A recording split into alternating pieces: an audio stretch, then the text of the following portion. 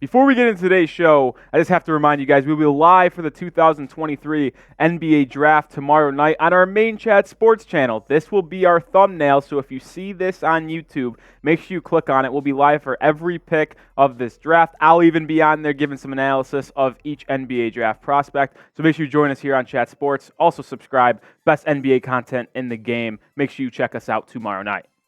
Welcome into the Miami Heat Report by Chat Sports. I am your host, Nick Roloff, and we have a loaded NBA rumor show for you guys today. The Heat, with 24 hours to go to the NBA Draft, they are in a lot of rumors, let's just say, on the trade market. There's stars like Zion Williamson, Paul George out on the potential trade market, and we already know what the Heat's interest in Damian Lillard is. We'll also go through one NBA draft prospect the Heat could draft tomorrow. And on tomorrow's video, just to look ahead, so make sure you are subscribed, we will be going in depth on more NBA draft targets for the Heat at pick number 18, but we're going to get in today's show. But before we do that, our bosses were a little chirping me before we got in today's show to film. They said we could not get 200 likes, and I said, Heat Nation, Heat Culture, we're getting 200 likes. So make sure you prove them wrong and prove me right by hitting that like button. Let's get over 200 likes on today's show.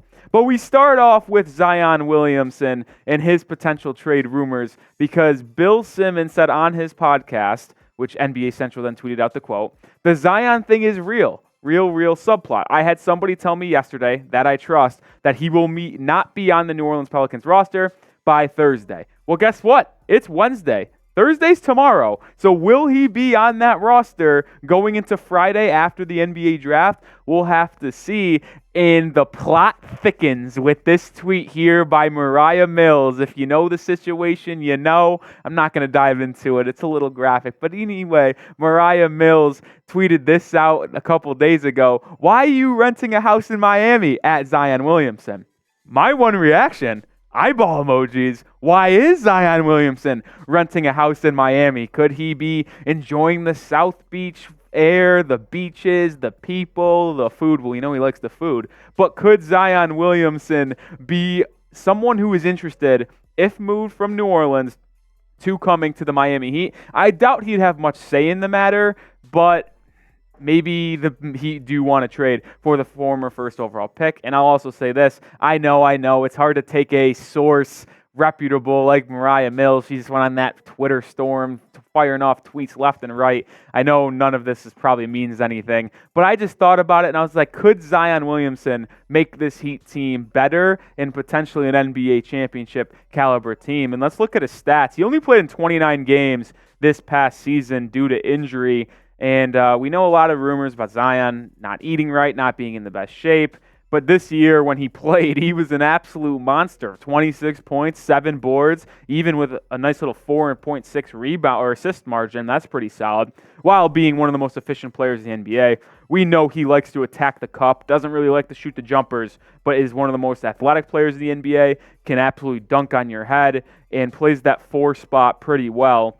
Let's look at his career stats, as he has been in the league exactly 4 years. As a rookie, he had that foot issue, 24 games played, decent numbers, and that's just a rookie. As a rookie, he put up 22.5 points per game, 6 rebounds, and on 58% shooting in 24 games. His sophomore year, much better. This is the Zion that we like to see. 27 points per game, 7 rebounds on 61% efficiency, and then again with foot issues in 2021-22, and then obviously we just went over this last year's stats, it being not too hot for Zion as well in the games played department and numbers-wise. And that's just my take on this situation.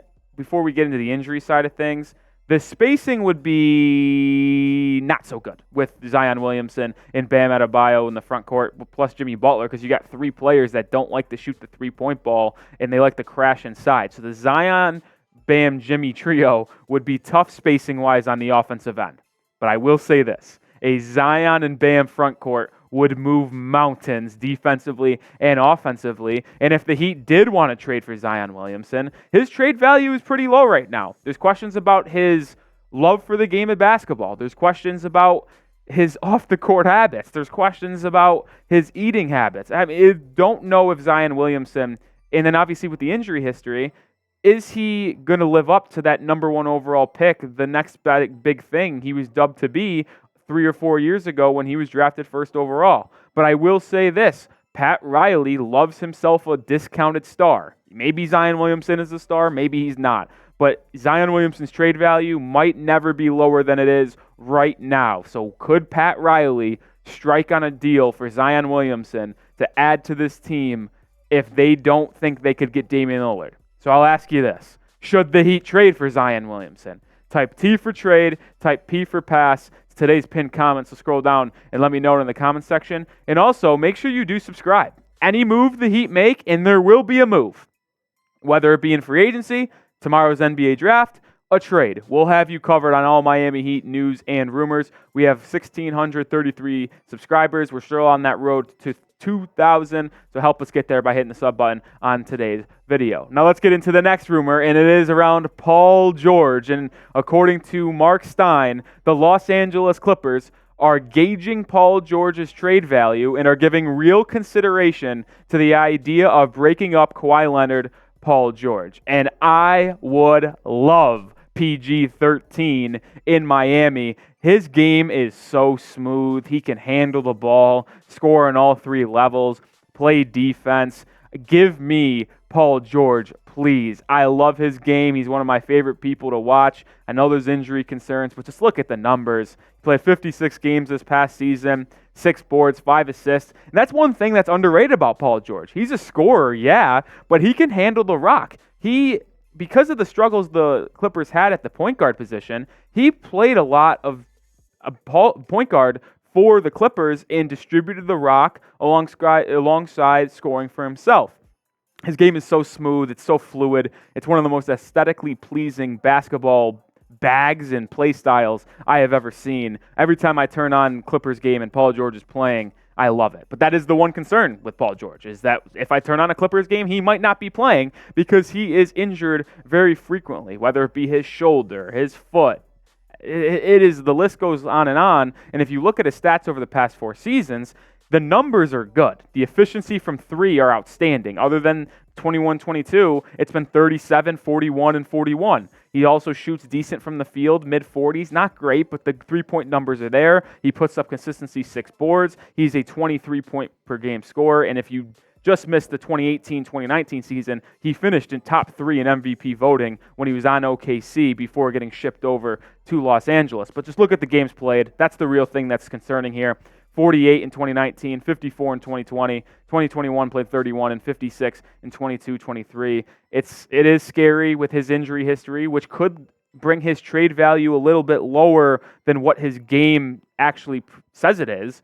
And if you do look in these playoff stats, because outside of the injury history, a lot of concerns around Paul George are his playoff P, as people like to make fun of him for not being a good playoff performer, but I beg to differ. I understand the points per game is a little bit down at 21.3.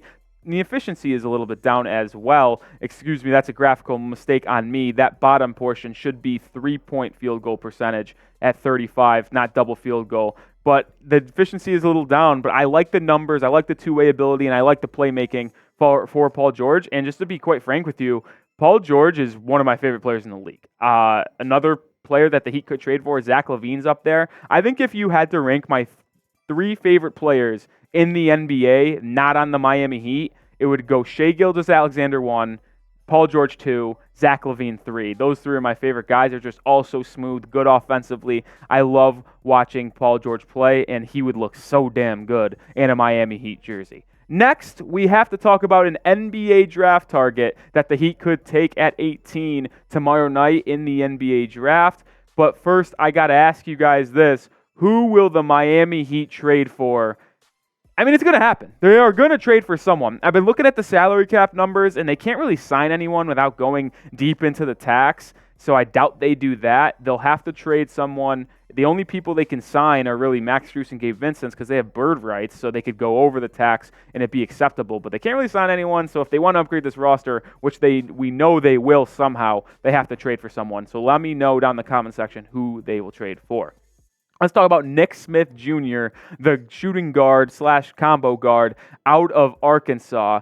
ESPN's latest NBA mock draft had the Heat selecting him at 18. I've seen him mocked to the Heat sometime or a decent amount of times. And Greg Sylvander, one of the Heat's best reporters in the South Beach market. Shout out to the OG. I love following Greg Sylvander. I suggest you follow him. Follow me too, at Nick_Roloff. But he said Arkansas guard Nick Smith Jr. will work out for the Heat. This was a while ago, and I really do like the fit that Nick Smith Jr. provides. He is a really good scoring guard, can handle it. He was one of the top prospects in coming into college in his freshman year, but he just battled injuries the entire season, and he could never really get the production going. One knock on him is that he does have a slight frame, so he could be a target on the defensive end. He'll have to add weight to be successful. That also adds to him not being able to finish through contact very much, but he has a smooth jumper, a good handle. He can take people off the dribble. I almost would project him as a scoring combo guard off the bench to start with high-end potential.